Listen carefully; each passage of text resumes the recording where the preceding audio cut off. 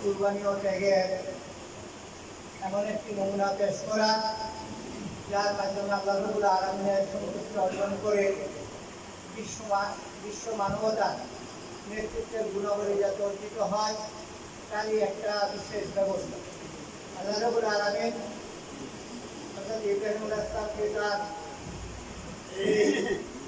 প্রিয় পুত্র ইসমাঈল আলাইহিস সালামকে কুরবানির নির্দেশের মাধ্যমে আল্লাহ রাব্বুল আলামিন নেতৃত্বের যে গুণাবলীটা পরীক্ষা করলেন, সেই পরীক্ষা আল্লাহ রাব্বুল আলামিন ইব্রাহিম আলাইহিস সালামকে বিজয়ী ঘোষণা করে সমগ্র দুনিয়াবাসীর জন্য তিনি নেতা ঘোষণা করেন। তিনি জায়েদু তাদের নাস ইমামা। আল্লাহ রাব্বুল আলামিন এভাবে ইব্রাহিম আলাইহিস সালামকে তার সেই কুরবানির পুরস্কার স্বরূপ বিশ্ববাসীর নেতা ঘোষণা করে দিলেন। সারা বিশ্বের জন্য আখেরি নবী মুহাম্মদ রাসূলুল্লাহ সাল্লাল্লাহু আলাইহি ওয়াসাল্লাম যিনি রহমত হিসেবে আসলেন, সেই নবীর পথ অনুসারে পথ ধরে বাংলাদেশ জামাত ইসলামী এই বাংলা উদযাপন করে এখনো চলছে। যদিও এই দিনগুলি আমরা তাকবীরের তাসবিহ পাঠ করছি এই নামাজের পরও, আল্লাহর এই শ্রেষ্ঠত্ব ঘোষণা, আল্লাহ সবচেয়ে বড়, এটাই ছিল সবচেয়ে বড় কথা আরবের বুকে। কারণ আরবের কথা অনেকেই বলতো যে আবু জেহেল বড়, আবু লাহাব বড়, উতবা সাইবা বড়, ওই ফেরাউন বড়, নমরুদ বড়। আসলে বড় তো একমাত্র আল্লাহ। আর এটাই আল্লাহু আকবার, আল্লাহু আকবার, লা ইলাহা ইল্লাল্লাহ, আল্লাহু আকবার, আল্লাহু আকবার, লিল্লাহি তাআলা। আল্লাহ রাব্বুল আলামিনের যে সমস্ত প্রশংসা। সম্মানিত ভাইরা, আমরা জানি বাংলাদেশটা আমরা পরপর 3 বার স্বাধীন হয়েছি। সর্বশেষ 5ই আগস্ট, 24শে জুলাই বিপ্লবের মাধ্যমে, যেটাকে বলা হয় 36শে জুলাই, সেই বিপ্লবের মাধ্যমে আমরা একটি নতুন বাংলাদেশের স্বপ্ন দেখছি। প্রিয়রা, বাংলাদেশের মানুষ নতুন করে আবার স্বৈরাচার মুক্ত, শোষণ মুক্ত, নিপীড়ন মুক্ত একটি বাংলাদেশ দেখতে চায়। মানুষের আশা আগামী নির্বাচনে বাংলাদেশ এমন একটি দলকে, এমন একটি শাসন ব্যবস্থা দেখতে চায় যার মাধ্যমে তারা নিজেদের অধিকার ফিরে পাবে, তাদের বাক স্বাধীনতা ফিরে পাবে, তারা দেশের মালিকানা ফিরে পাবে। স্বাধীন মানুষ হিসেবে, স্বাধীন দেশের জনগণ হিসাবে, দেশের অধিবাসী হিসাবে মাথা উঁচু করে তারা চলতে চায়। প্রিয়রা, আজকে আমরা যদি লক্ষ্য করি, এই 54 বছরে বাংলাদেশে যে সমস্ত দলগুলো শাসন করেছে, শাসনের পরিবর্তন হয়েছে, দলের পরিবর্তন হয়েছে, কিন্তু মানুষের আসলে ভাগ্যের কোনো পরিবর্তন হয়নি। যারাই ক্ষমতায় গেছে, জনগণের অধিকার হরণ করে তারা নিজেদের বাড়ি ঘরের ব্যবস্থা করেছে। প্রিয়রা, আমরা দেখি কি যখনই যে দল থাকে, সেই দলই ক্ষমতা থেকে পড়ার পরে হয় পালাইতে হয়, না হয় জেলে যায়, না হয় আত্মগোপন করে। প্রিয়রা, মূল একটাই কারণ, তারা ক্ষমতায় যাওয়ার পরে জনগণের সেবা না করে জনগণের সম্পদ লুট করে। প্রিয়রা, বাংলাদেশ জামাত ইসলামী বিশ্বাস করে, যদি সৎ নেতৃত্ব প্রতিষ্ঠা করা না যায় এবং আল্লাহর আইন চালু করা না যায়, তাহলে মানুষ তার এই অধিকার ফিরে পাবে না। আরো হাজারো বছরও যদি ক্ষমতার এরকম পরিবর্তন হয়, যে কোনো দলে আসুক না কেন, যদি কোরআনের আইন বাদ দিয়ে তাদের দলীয় আইন, মানুষের আইন দ্বারা এটা শাসন করে, তাহলে কোনোদিনও এই দেশের পরিবর্তন হওয়া সম্ভব না। প্রিয় ভাইরা, আমরা মনে করেছিলাম শেখ হাসিনা চলে গেছে, চাঁদা কি বন্ধ হয়ে গেছে? চাঁদা বন্ধ হয় না। প্রিয় ভাইরা, দখলদারিত্ব বন্ধ হয় নাই, ঘুষ বন্ধ হয় নাই, সুদ বন্ধ হয় নাই, অন্যায় অবিচার জুলুম বন্ধ হয় নাই। প্রিয় ভাইরা, মূল কারণ একটাই, আমাদের দেশের যারা রাজনীতি করে তারা মনে করে রাজনীতির উদ্দেশ্য হলো ক্ষমতায় যাব, আমাদের ভাগ্যের পরিবর্তন করব, আমরা যা বলবো জনগণকে তাই মানতে হবে। আসলে কথা তা না, বরং যারা ক্ষমতায় যাবে তারা হবে জনগণের সেবক, এক কথায় জনগণের চাকর।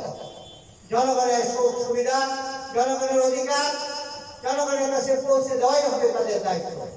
এখন আল্লাহ রাব্বুল আলামিন বলেন, আল্লাযীনা ইন মাক্কানাহুম ফিল আরদ আকামুস সালাত ওয়া আতাউজ যাকাত ওয়া আমারু বিল মারুফ ওয়া নাহাউ আনিল মুনকার। আল্লাহ রাব্বুল আলামিন বলেন, মুসলমানদের উপর যদি আমি রাষ্ট্র ক্ষমতা দান করি তাহলে তাদের চারটি প্রধান কাজ করতে হবে। এক নম্বর, মানুষের চরিত্র সংশোধন করতে হবে। নামাজের মাধ্যমে মানুষকে পরিশুদ্ধ করতে হবে। যদি নামাজে হয় মানুষ, তাহলে সে মিথ্যা কথা বলবে না, সে ঘুষ খাবে না, সুদ খাবে না, অপরের সম্পদ হরণ করবে না, অপরের হক নষ্ট করবে না। কি ঠিক কিনা বলেন? এমনি করে নামাজের ব্যবস্থা চালু হবে, বাংলাদেশের মানুষের চরিত্র ভালো হবে। আর চরিত্র যখন ভালো হবে তখন বাংলাদেশের মানুষের মধ্যে সুখ শান্তি আসবে, চুরি কমবে, সুদ কমবে, ঘুষ কমবে, জেনা ব্যভিচার অন্যায় অবিচার কমবে। প্রিয় ভাইরা, এমনি করে আল্লাহ রাব্বুল আলামিন নামাজের মাধ্যমে মানুষের সংশোধনের প্রথম কর্মসূচি দিলেন। প্রিয় ভাইরা, যারা ক্ষমতায় যায় অন্য দলগুলা, তারা নিজেরাই তো নামাজ পড়ে না, ফলে তারা নামাজের আইন চালু করবে না কোনোদিন। তাহলে আমার আপনার প্রত্যেকের দায়িত্ব হলো আল্লাহ সেই বিধান চালু করা, যে বিধানের মাধ্যমে আমি আপনি দুনিয়ায় শান্তি পাবো, আখিরাতে মুক্তি নিয়ে জান্নাতের অধিবাসী হবো। আমাদের জামাত ইসলামী সবাইকে আহ্বান জানায়, আসুন আমরা সবাই ভেদাভেদ ভুলে, আমরা যেহেতু এক আল্লাহর বান্দা, আমাদের রাসূল আখিরি নবী আমাদেরকে যে বাণী দিয়েছেন, যে হেদায়েত দিয়েছেন, সেই হেদায়েত, সেই কোরআন আমাদের কাছে মজুদ আছে। আসুন আমরা সবাই মিলে সেই কোরআনের পক্ষে বা স্লোগান তুলি যে আমরা আগামী নির্বাচনটা যেন কোরআনের নির্বাচন হয়, আগামী নির্বাচন যেন ইসলামের নির্বাচন হয়, আগামী নির্বাচনটা যেন ন্যায় ইনসাফের নির্বাচন হয়। প্রিয় ভাইরা, আমাদের সাহস করে দাঁড়াতে হবে, কাউকে কোনো ভয় পাওয়া যাবে না, কারো চোখ খোলাও রাঙ্গানিকে আমরা ভয় করি না। প্রিয় ভাইরা, আমাদের অধিকার আমাদের আদায় করে দিতে হবে। প্রিয় ভাইরা, আমরা 5 তারিখে স্বৈরাচারকে বিমুক্ত করেছি। আগামী নির্বাচনে ইনশাআল্লাহ আমরা স্বাধীনভাবে মতামত দিয়ে বাংলাদেশ থেকে একটি ন্যায় ইনসাফের বাংলাদেশ বানাবো ইনশাআল্লাহ, কোরআনের বাংলাদেশ বানাবো ইনশাআল্লাহ। এই ব্যাপারে আমাদের প্রেসিডেন্ট প্রফেসর আব্দুল ওয়াহাব আপনাদের সবার পরিচিত, এলাকার সন্তান, বিশেষ করে চরাঞ্চলের মানুষের জন্য একটি মহা সুযোগ। আমি মনে করি আল্লাহ রাব্বুল আলামিনের পক্ষ থেকে তাদের জন্য একটি নিয়ামত হিসেবে আমাদের সামনে আমরা প্রেসিডেন্ট প্রফেসর আব্দুল ওয়াহাবকে দিয়েছি।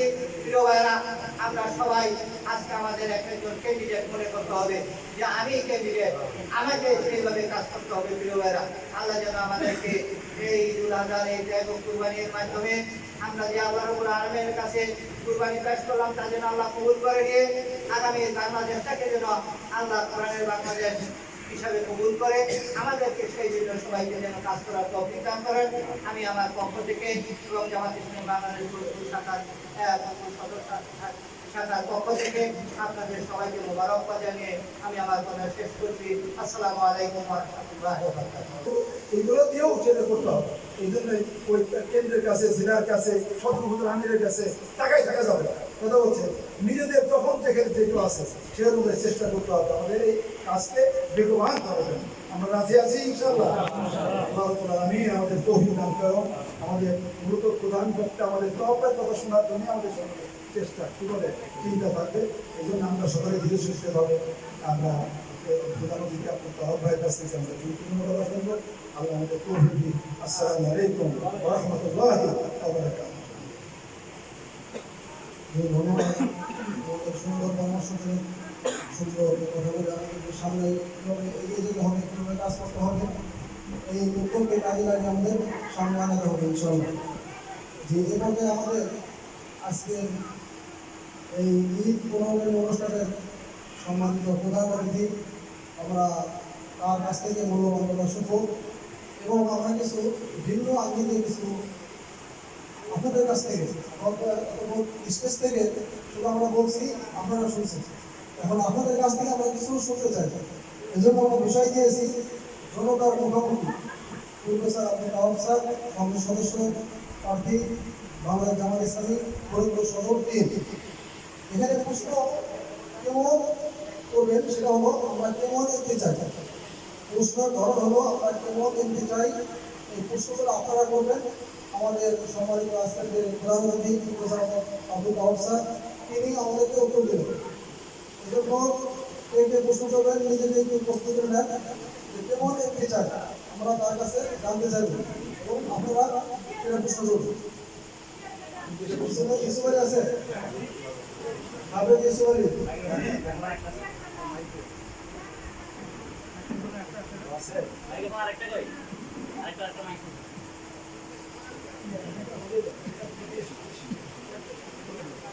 সময় নষ্ট করেন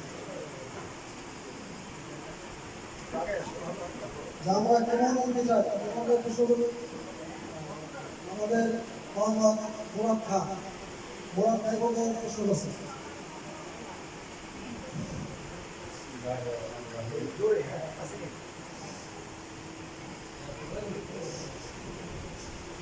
Bismillahirrahmanirrahim.